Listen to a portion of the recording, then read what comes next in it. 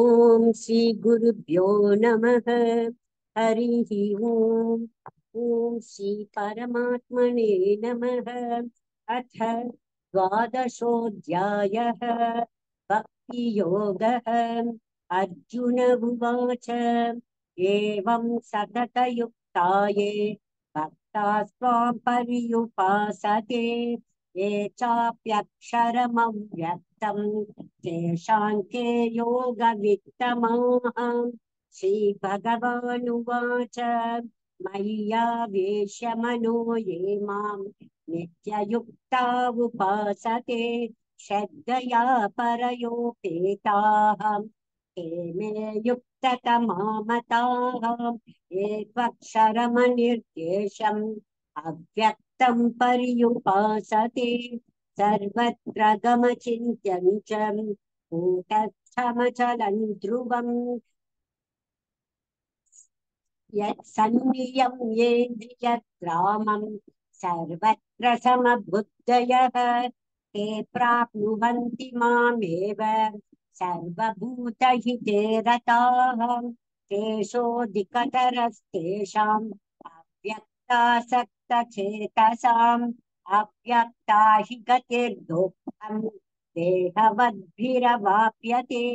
ये तु सर्वाणि कर्माणि मयि सन्न्यस्य मत्पराः अनन्येनैव योगेन मां ध्यायन्त उपासते तेषामहं समुद्धर्तां मृत्युसंसारसागरात् भवामि न चिरात् पार्थ मय्यावेशितचेतसां मय्येव मन आदस्व मयि बुद्धिं निवेशय निवसिष्यसि मय्येव अत ऊर्ध्वन्न संशयः।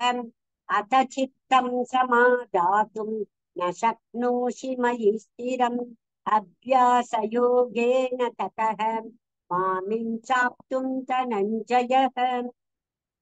अभ्यास अभ्यास अभ्यासेऽप्यसमर्थोऽसि मत्कर्म परमो भव मदर्थमपि कर्माणि कुर्वन् सिद्धिमवाप्स्यसि अतैतथाप्यमशक्तोऽसि कर्तुं मद्योगमाश्रितः सर्वकर्मफलत्यागं ततः कुरु यदात्मवान् श्रेयो हि ज्ञानमभ्यासात् ज्ञानाद् विशिष्यते ध्यानात् कर्मफलत्यागः त्यागात् शान्तिरनन्तरम् उद्वे अद्वेष्टा सर्वभूतानां मैत्रः करुण एव च निर्ममो निरहङ्कारः समदुःखसुखः शमी सन्तुष्टः सततं योगी यतात्मा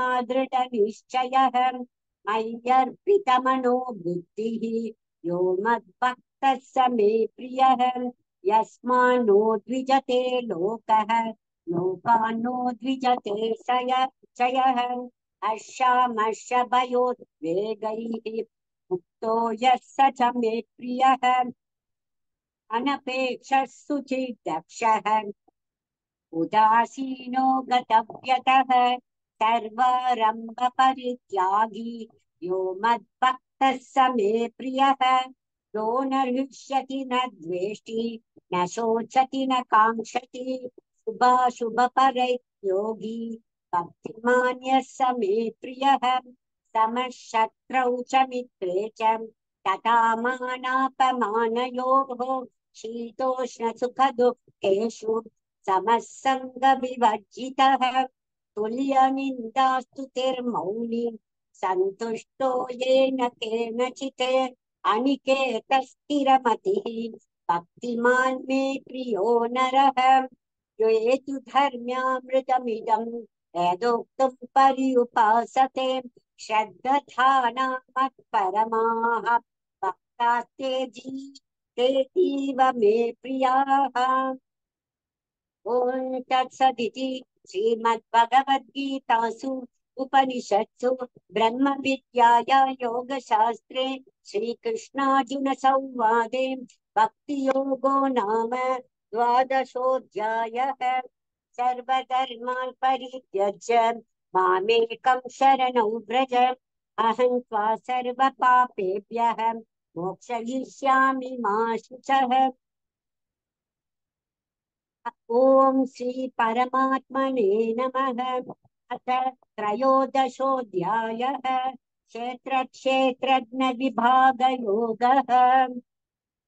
श्रीभगवानुवाच इदं शरीरं कौन्तेय क्षेत्रमित्यभिधीयते एतत् यो वेति तं प्राहुः क्षेत्रज्ञ इति तद्विदः।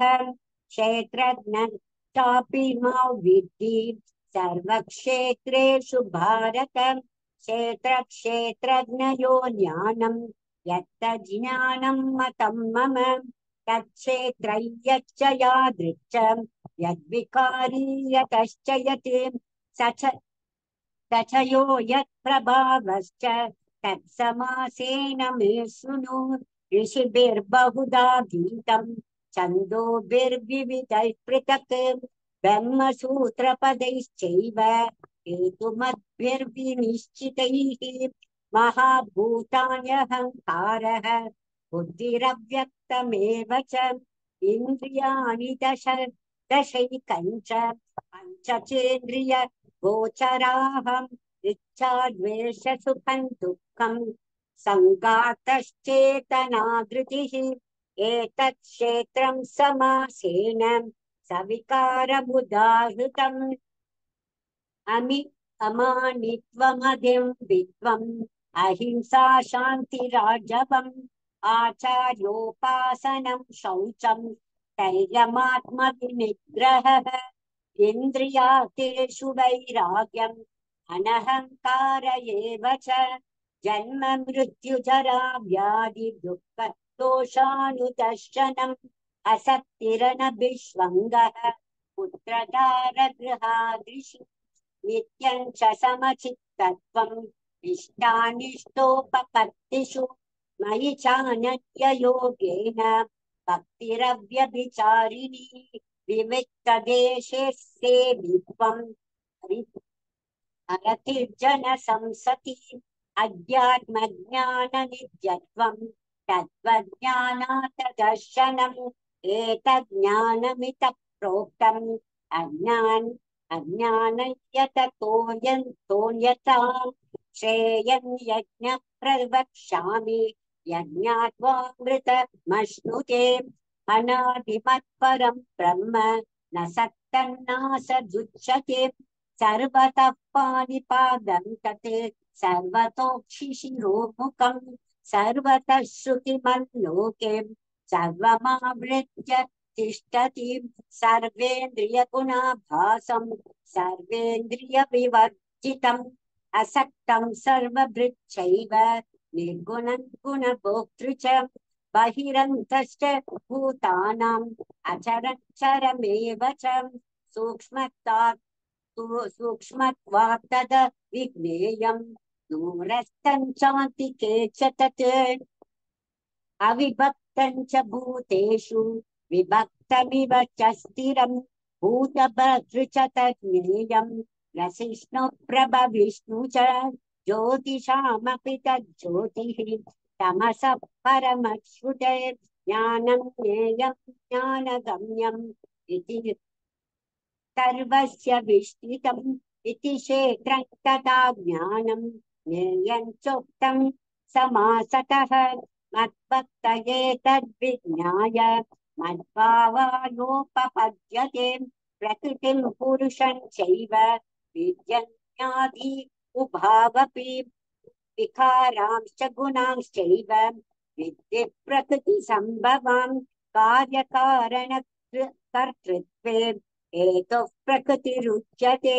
पुरुषः सुखदुःखानां भोक्तृत्वे हेतुरुच्यते पुरुषः प्रकृतिस्थो हि भुङ्क्ते प्रकृतिजान् गुणान् कारणं गुणसङ्गोऽस्ति सदसत्यो निजन्मसु उपद्रष्टानुमन्ता च भर्ता भोक्ता महेश्वरः परमात्मेति चाप्युक्तः देहेऽस्मिन् पुरुषः परः इस एव वेत्ति पुरुषं प्रकृतिं च गुणैः सह सर्वथा वर्तमानोऽपि न स भूयोऽपि जायते ज्ञानेनात्मनि पश्यन्ति केचिदात्मानमात्मना अन्ये साङ्ख्येन योगेन कर्मयोगेन चापरे अन्ये त्वेवमजानन्तः श्रुत्वान्येभ्य उपासते केऽपि चाधितरन्त्येव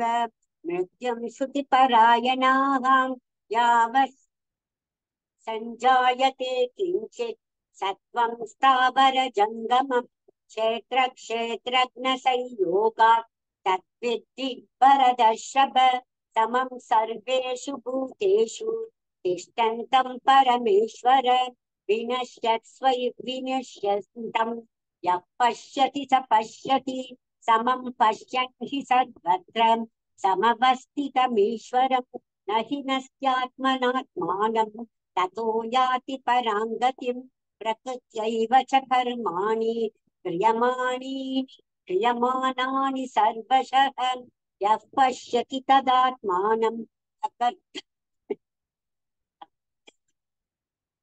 अकर्तारं स पश्यति यदा भूतपृथग्भावम् एकस्तमनुपश्यति तत एव च विस्तारं ब्रह्म सम्पद्यते तथा अनादित्यव निर्गुण गुण अनादित्यवनान् निर्गुण अनादित्यवान् अनादित्वान् निर्गुणत्वात् परमात्मायमव्ययः क्षीरो क्षीरस्ततोऽपि कौन्तेय न करोति न लिप्यते यथा सर्वगतं सौक्ष्म्यम् आत्मा आकाशोत्पलिप्यते सर्वत्रावस्थितो देहे तदात्मानोपलिप्यते यथा प्रकाशयत्येकः कृत्स्नल्लोकमिमं रविः क्षेत्रं क्षेत्री तथा कृत्स्नं प्रकाशयति भारत क्षेत्रक्षेत्रज्ञयोरेवम् अन्तरज्ञानचक्षुषा भूतप्रकृतिमोक्षं च ये विदुर्यान्ति ते परम् ॐ तत्सदिति श्रीमद्भगवद्गीतासु उपनिषत्सु ब्रह्मविद्याया योगशास्त्रे श्रीकृष्णार्जुनसंवादे क्षेत्रक्षेत्रज्ञविभागयोगो नाम त्रयोदशोऽध्यायः सर्वधर्मान् परित्यज्य मामेकं शरणं व्रज अहं त्वा सर्वपापेभ्यः मोक्षयिष्यामि मा शुचः